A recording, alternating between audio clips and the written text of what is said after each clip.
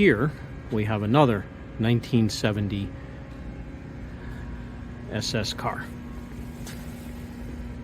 And another one with a recessed SS on the pad.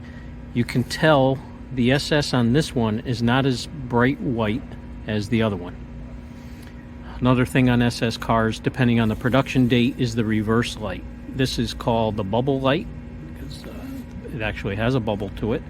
The original ones were flat. There was a lot of complaints that you weren't able to see with the reverse lights on.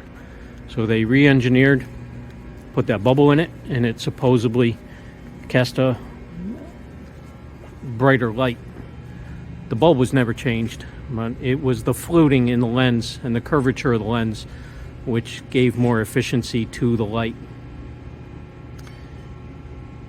So what do we have for specs here?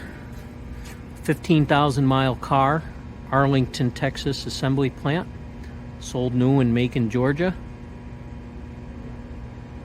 Retains all of its original born with drivetrain and body panels.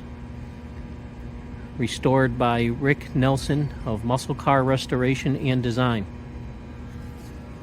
Rick is a phenomenal restoration specialist of LS6 cars. Walking encyclopedia. He literally wrote the book.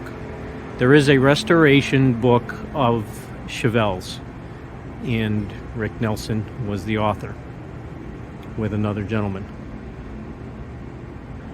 I believe this is basically Rick Nelson's section.